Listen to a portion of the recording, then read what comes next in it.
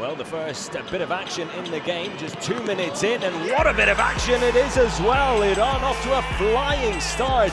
Mahdi Taremi with the opening goal, with pretty much the first kick of the game as well. Javanbakhsh with a peach of a cross.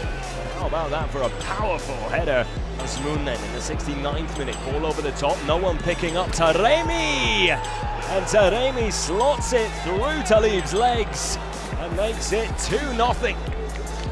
With just over 20 minutes to go, Iran now in complete control. And on their way to another 3 points. Speaking of threes, they had time for a third goal as well, as Khalilzadeh gets his name on the score sheet.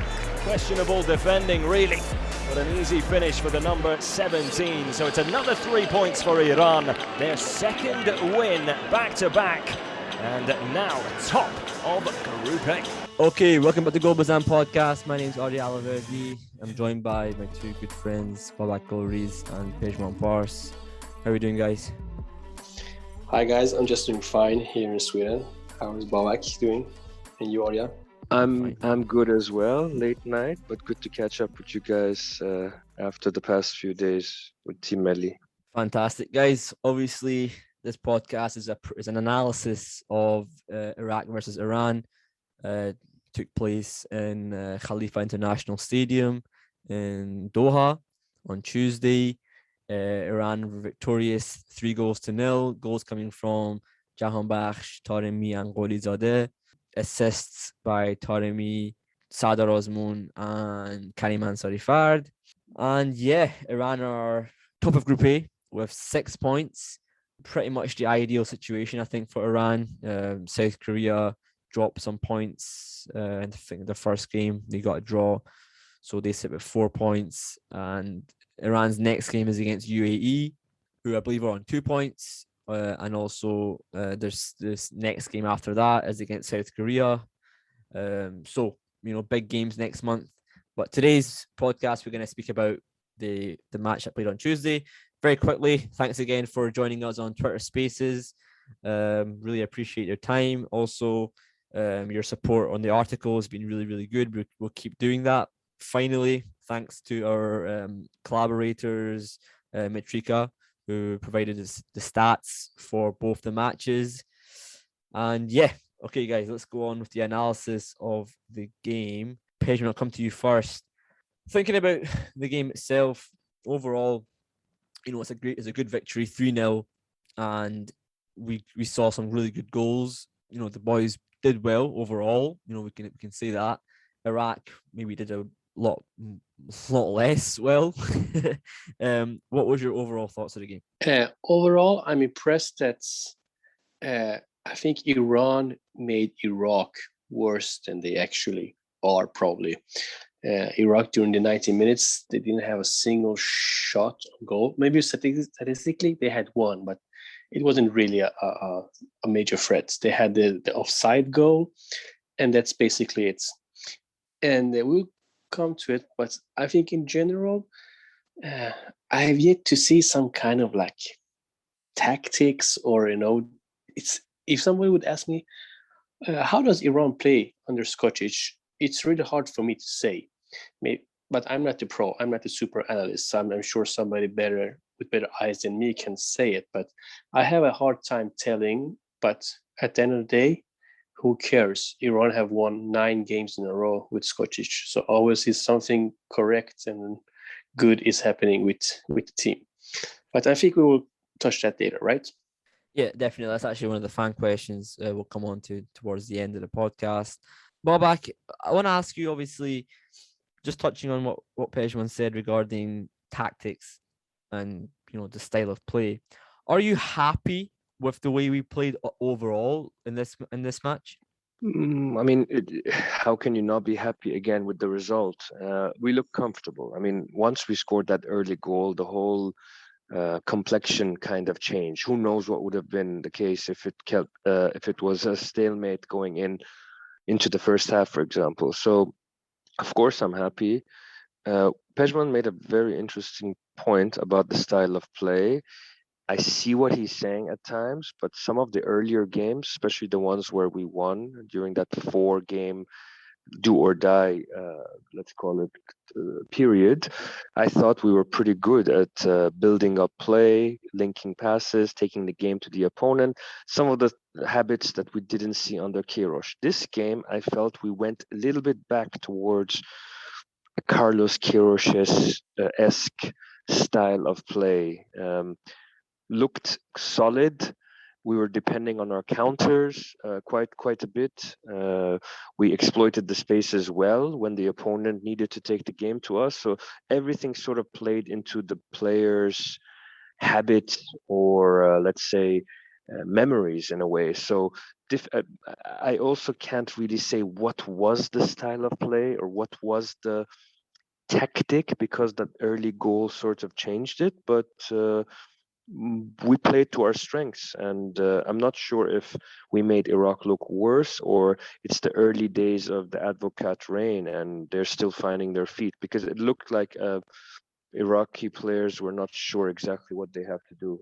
Okay, perfect. Yeah, exactly. I completely agree. I think ultimately the most important thing for national team of Iran is to win matches. Simple as that. I don't care how you play games. You can go out there and play, handball, but if we're winning the game, I don't care. Like, I know people want to speak about tactics and they want to become tacticians, and I understand that. But end of the day, it's a 90-minute game, 3 points on the table, and we go to the next match. And I know, over a long term, you want to be able to have a level of identity for your national team. I get that. But in this period, the most important thing is to qualify for the World Cup. And I think the identity will come over a little bit of time. It's only been 9 games. We haven't even got to 10 games yet. Skočić needs more time. His staff are still changing. He's just got recently a new analyst in. And, there's still some things that need to be, fixed. Of course there is. But overall, the team is doing well, winning matches, and we're scoring goals. Haven't conceded a goal in these 2 games. Haven't conceded a goal in a little while, actually. And we're doing well. We're doing well. The players haven't conceded, but also haven't really had shots against us. Yeah, it's really difficult to think about how many shots. Under Queiroz, the defense was solid and organized, but sometimes we would scrape through a situation, like with last-ditch defending, etc. But you'd be hard pressed to remember desperate moments of defending during the last 6 World Cup qualifiers. Not too many moments where you really felt worried. 100%. I thought the team looked organized defensively. I was very impressed with Omid Noorafkan in this game. The reason why I say that is because he comes in a game, he plays in a position where he's been playing for a little while in Sepahan, and of course, he's a young player. He had some criticism towards him when he was at Charleroi. He moved back to Iran, and there was this, consensus that maybe he's kind of lost it because he's gone back from Europe to Iran. In my opinion, he has really transformed himself a lot, especially as a left back. I think he really suits that role. And also, on top of everything, he comes in a match that's very important against a rival team, away from home, and he performs the way he did. It makes it tough to look at Milad Mohammadi as a starter, in my opinion. I don't know if he's struggling in his personal life. I'm not trying to make any kind of what do you call it? I'm just guessing. There might be something wrong, but ultimately he has to find a club, and Milad is struggling for sure. Hossein, in my opinion, hit and miss. Sometimes he can be really good, sometimes he can be really average. What do you guys think of Hossein, Pezhman? No, not Hossein, sorry. What do you think of Noorafkan? As you said, he was the big explanation mark in the game. It was a surprise to see him start at once. And I'm so happy to see that this guy, he's been a talent for a long time now. I remember when Ezatolahi played Hammarby in Sweden. It was maybe 3 years ago or something like that. He was the young talent, and he's still the young talent. But during that time, I think he developed a lot. He showed a lot of smartness against Iraq. A lot of good decisions, a lot of things that can improve the team when changing from defense to offense. And you have to give credit to Skočić here, because he'd been criticized a lot. But let's be honest, not even Queiroz or anyone else know this much about the Iranian league as Skočić. So the players from the Iranian league that he's chosen to play have been really wisely picked. And I must say, I'm really impressed that he's able to have that balance, that mix, which shows maybe it silenced some criticism inside of Iran, like they're showing that you can be a good player in Iran as well and have a chance of playing in a national team. You don't always have to be a legionnaire, because Definitely. that time will come as well. So good move. Yeah, 100%. I completely agree. Babak.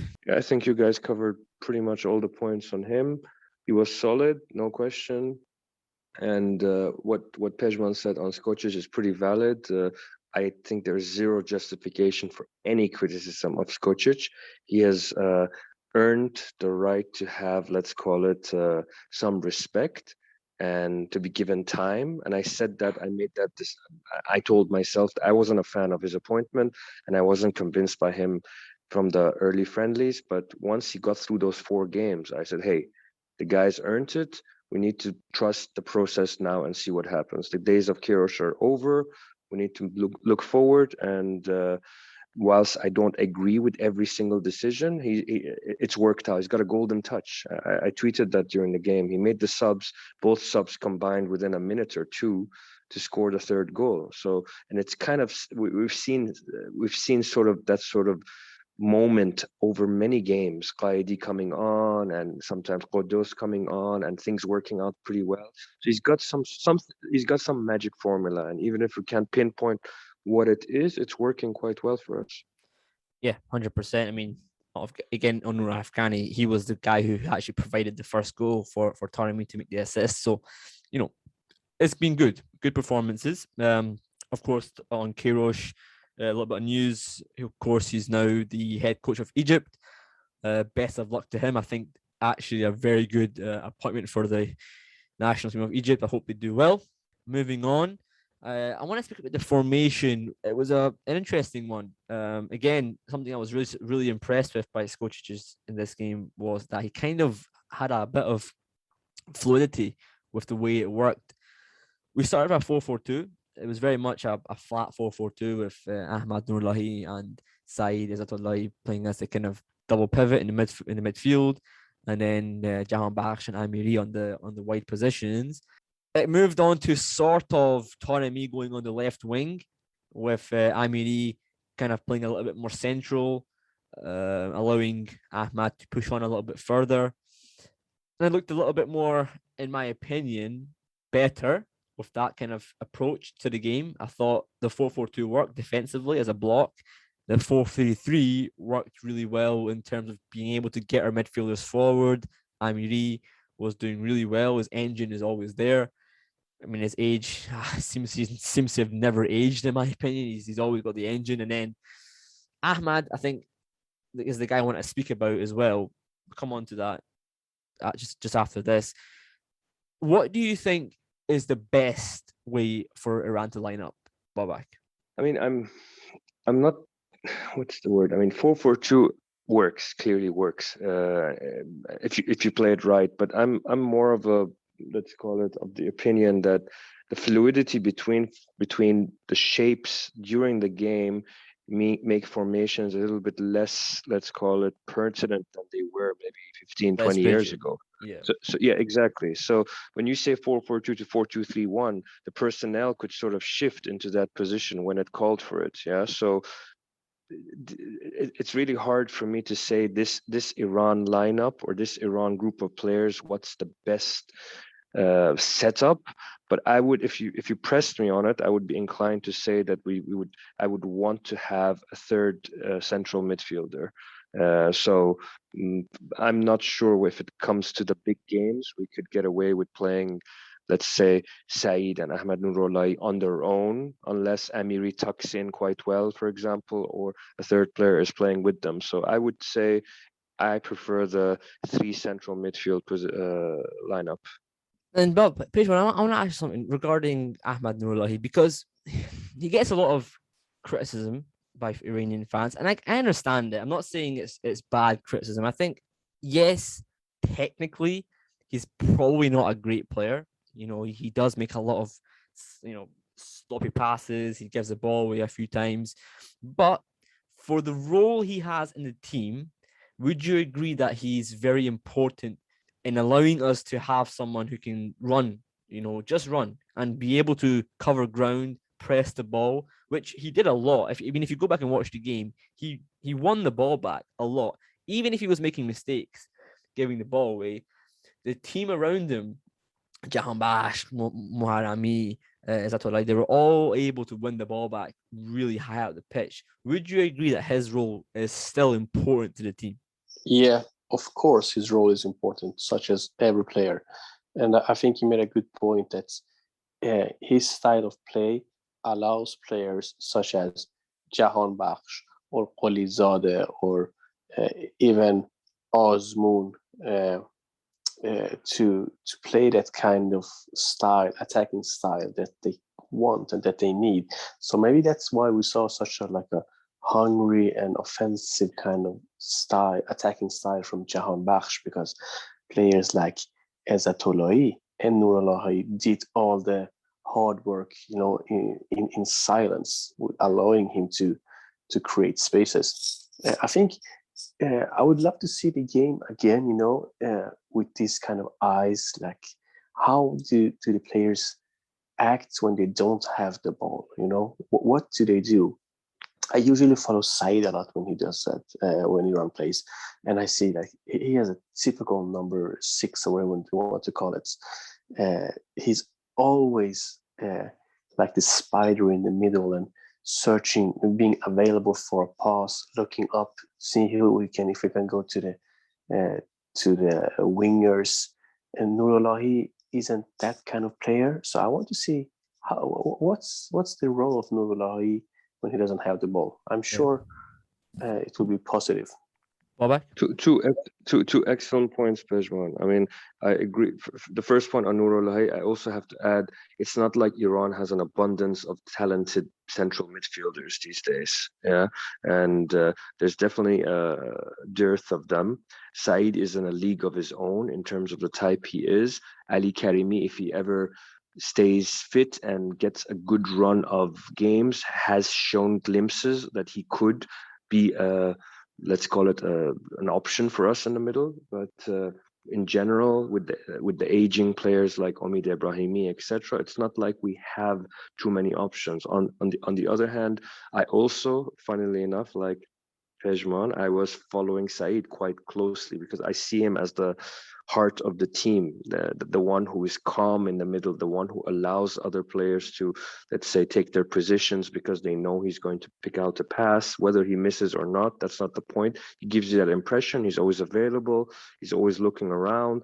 He doesn't need to always go for the Hollywood pass. He can keep things simple.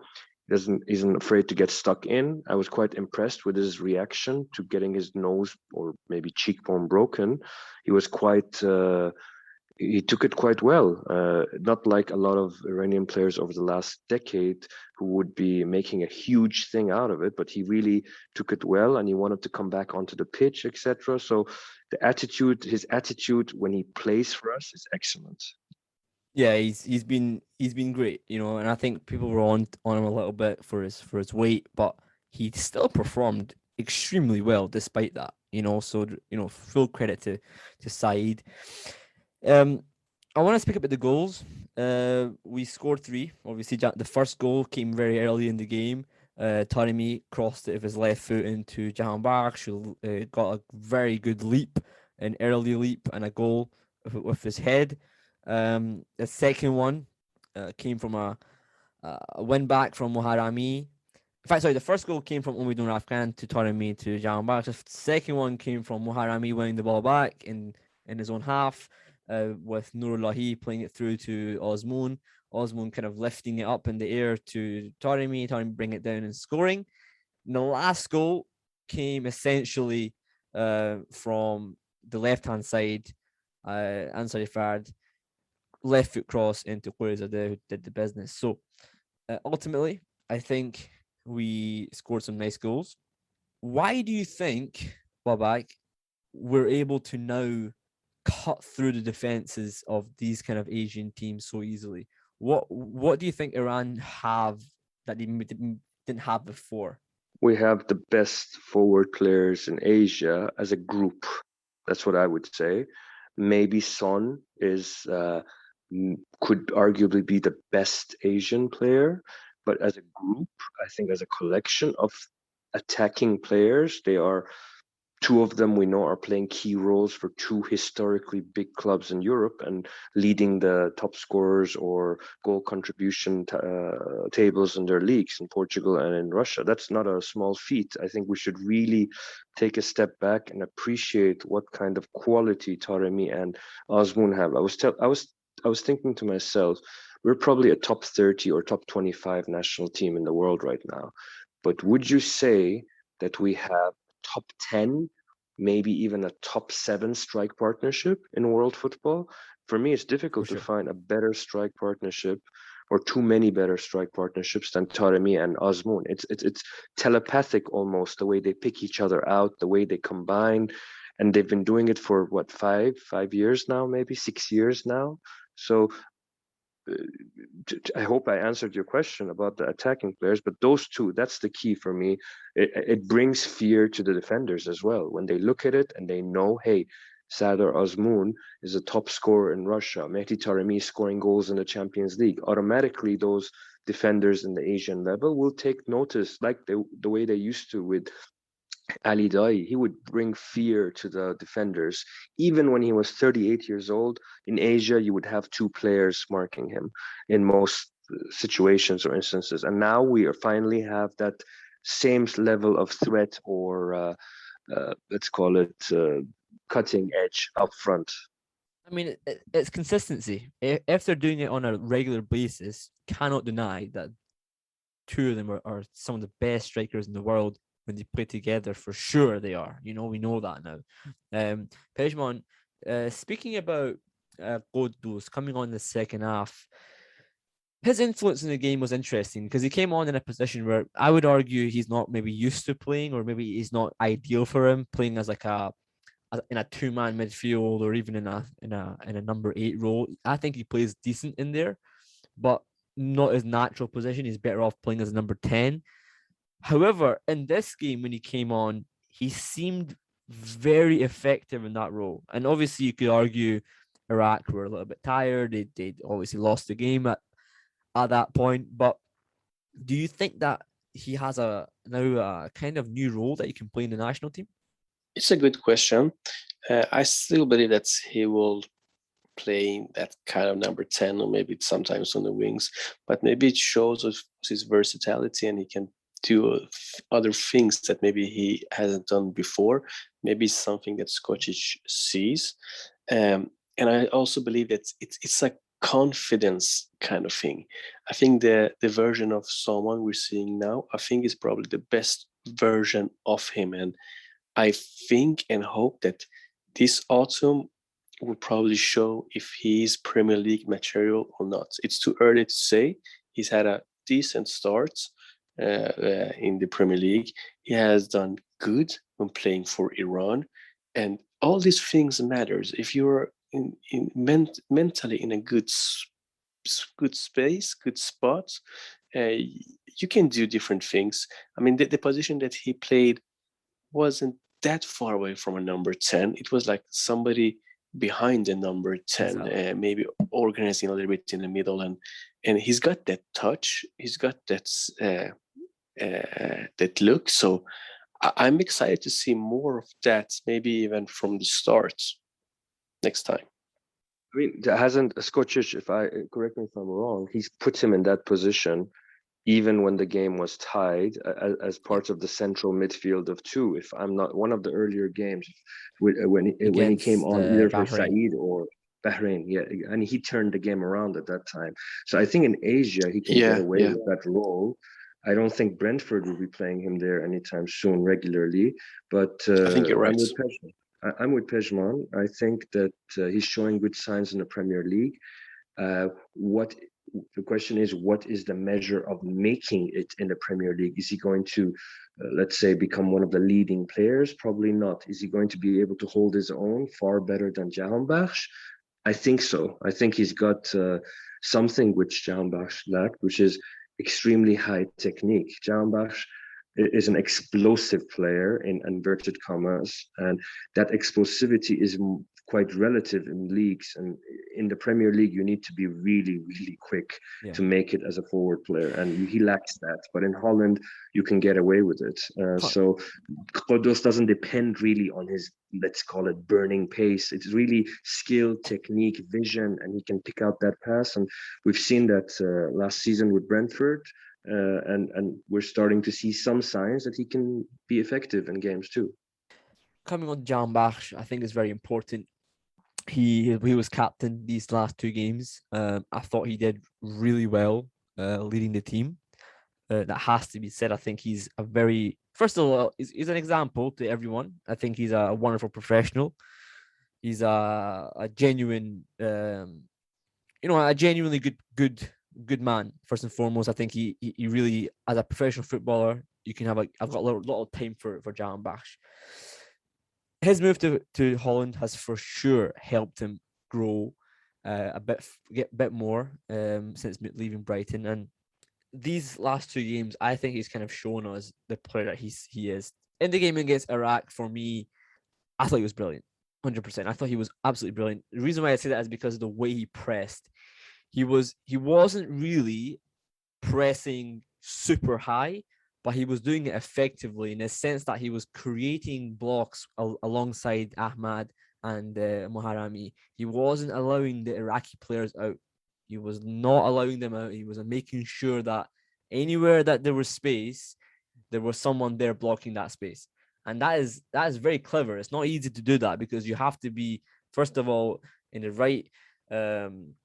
If you're too tired, you can't do it. It's very difficult to do that over a long period of time. But he was doing it for the full time he was on the pitch, and that is very impressive. And I think looking back at the game, taking that away, we can say tactically, Skočić has probably identified that he can do that and implement that into the game, which is fantastic because it allowed us to win the ball back so many times, so many turnovers in this match, and ultimately the goals that we did score came from a turnover and possession. So he was very effective. And he worked hard. So I'm really impressed. What do you guys think? I think I agree. First of all, I think one thing you missed out probably was that he is clearly a confidence player, and he's beginning to recover that or rediscover the confidence since he's gone to Holland, in a place where he's getting regular football, has the trust of the coach, scoring goals or making a difference. So that will definitely help him. I thought performance-wise, yes. On the, let's call it, on the work ethic and on the defensive side of things, yes. Honestly, I still haven't seen him, let's call it, affect the game offensively the way you would expect him to do with the sort of, let's call it, output he showed in the past in Holland. I still haven't seen that for Team Melli. But at the end of the day, if you can score goals like he did for both games and give assists, make the final goal contribution, honestly, I don't care what else happens throughout the 90 minutes. It's probably as good a moment as he's had playing for Team Melli. Yeah, and lastly, I want to speak about two centre-backs. Can I say something shortly about Jahanbakhsh? Yeah, sure. I think Babak made a good point about, him being a kind of moody player, when he's in a good spot mentally, when he feels that he can do something, and the move back to Holland is probably good for him. Yeah. And once again, maybe I have to see the second half again, but I was kind of frustrated a little bit of how he handled himself in the second half. I think he got a bit like overconfident, he wanted to show maybe himself or maybe for the rest of the world or the coach that, he's up to it. He have developed, and he have shown that he wants to do everything. Sometimes it became a bit too much. If I'm not mistaken, I think he lost the ball a couple of times where he shouldn't. He made like passes where that maybe wasn't necessary. It made it otherwise Iran lost the ball where Iraq could win it. But I have to see the second half. He's always tried some a little bit too hard for Team Melli. I've always felt it. Yeah. What you say is exactly true. Every game, it's like he wants to make that final pass or the final to make something happen. And I think that's the expectation of the fans as well. But he tries almost too hard. And sometimes with someone, I also get the feeling he feels like he's got to score or make the amazing chip pass or something. And when keeping it simple could be a better solution. Yeah, you're probably right. And now that he's become like the captain, the responsibility on him has grown a bit. And as Arya said, he acts like a professional in front of media, in front of the fans, the players, everything that we actually expect from a role model. In that sense, yes, I think we can all agree that Jahanbakhsh is a good example. But do I want to see him 90 minutes every game in Iran, the way he's played? And he have like 60 caps or something, right? And we are yet asking if he's the right guy for the position, for the way he plays. So something just doesn't add up when Jahanbakhsh plays in the national team, and it's a pity because we've seen how he can play in Holland. No, I think he's been good. I think ultimately this was his 10th goal in the national team, and I think he's getting back to some sort of form, which is really important to see. Okay, last but not least, we're going to speak about the two centre backs, Kanaani and Khalilzadeh. I thought they were brilliant in this game. I really did. I thought because it was a game where it could have been Iraq being amazing and they could have attacked us, but Iraq were terrible. They were terrible. I mean, they had a horrible game. Let's be perfectly honest. And as a result, it made it a lot easier for Kanaani and Khalilzadeh, yes. But even despite that, I thought on the ball, they did really well, in terms of just keeping the ball around the back. And they got us through it without any really issues, which is really impressive. And I hope that hopefully with the addition of Ali Ganji and Majid Hosseini in the next couple of months, we could see a very strong defensive core in the national team. Yeah, they remind me of, sorry, Arya, they remind me of when Jalal Hosseini and Hadi Aqili were playing together. Two like solid defenders that had some weaknesses, but together as a duo, they were really strong and tough. And I believe Kanaani got that strongness and toughness in him that we need from a centre back, that maybe Ali Ganji have a little bit. Majid maybe not, but Majid's maybe technique and understanding the game is maybe the best out of those four, but he needs to get back. And it's fun to have competition on those spots, which we usually maybe are not used to. Yeah. Okay, final. Let's go to the last part of the podcast, fan questions. We have a fan question here from Comron at Com to the Ums. He asks, who should partner Saeid in midfield? He's not a huge fan of Nourollahi, but he says there's not many options. And there's a reply by Juve Sokal saying Ghoddos. I think it depends on the game. I think it depends on the match. I think in this game, Nourollahi is probably good to start, and then you can bring on Ghoddos to kind of impact the game in the second half. Remember, you can make subs. That's my point. You can make subs. You don't have to always start with Ghoddos. I think he can always come off the bench and make good impact. For me, I sort of doubt Saeid and Ghoddos will start as a midfield too. Ever. Yeah. I always say that. I don't think necessarily he can play as like a number 6.5 Ghoddos. Do you know what I mean? I think he can play there, and maybe when the game's dying down and winning the game, like like in a game against Iraq. But I don't think he should be starting there, because you're forcing him into a role that he's not comfortable in. He overall. could play maybe a little bit of a, like you said, a 6.5, against lesser teams, etc. But too offensive, and I don't think he has any of that. What's the word? Organizational or work rate maybe, and on the defensive side. To take Saeid's role, but okay, we don't have too many options, and the players that are in the running are clear to everyone right now, and we have to look at it game to game, like you said. Yeah. The other question we got was from Ashkan at Pickup for Life 10. He asks, is there any young players that we should be playing in the future games? And my answer to that is actually on top of this question that we got from Cormoran is maybe, because Yassine Salmani was in the squad, a very talented player. If you've seen him play, as I said before, he's a very good player. He could play that role, and I think that possibly as we go a little bit further in to the games against maybe Lebanon or maybe even against Syria again, we could play a Yassine Salmani because he's a very talented player and might want to try someone else in that role.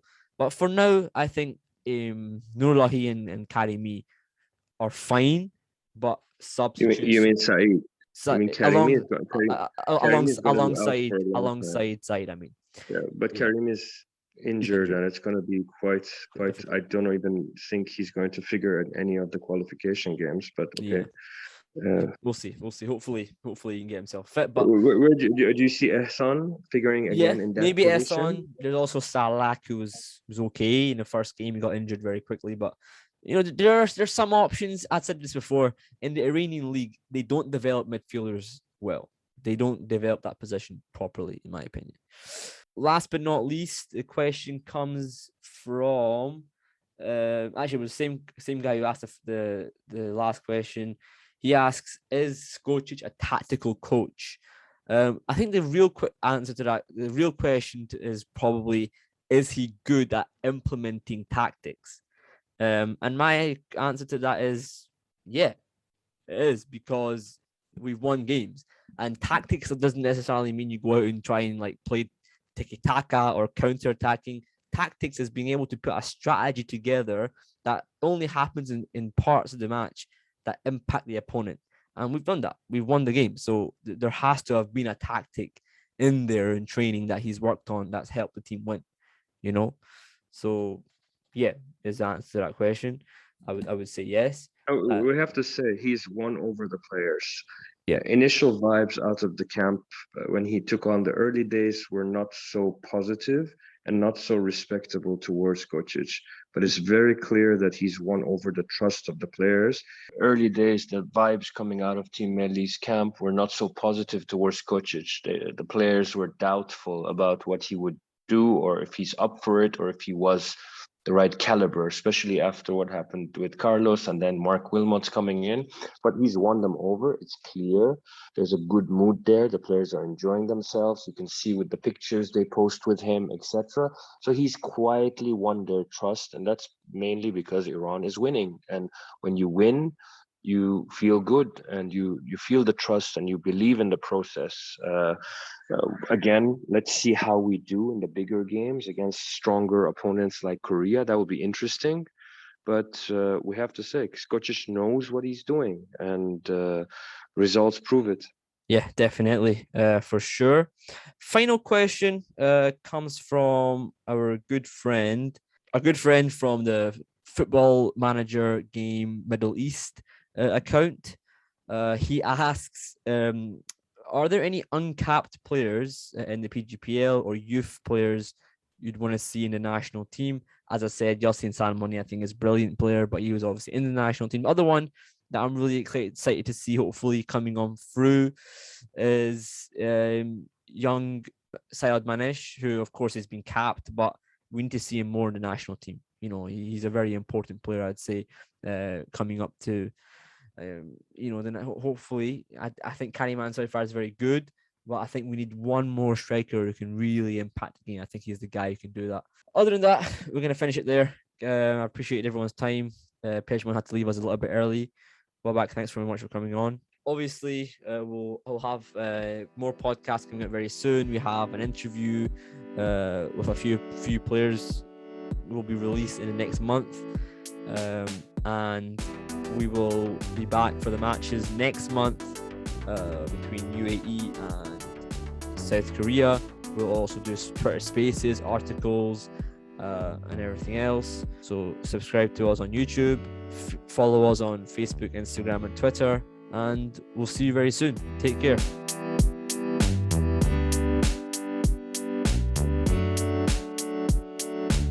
Hi, my name is Vida Raya Parvar, and I play for Vanderbilt in the Iranian national team. My name is Kimia Raya Parvar, and I play for Vanderbilt and the Iranian national team. And you're listening to Golriz on.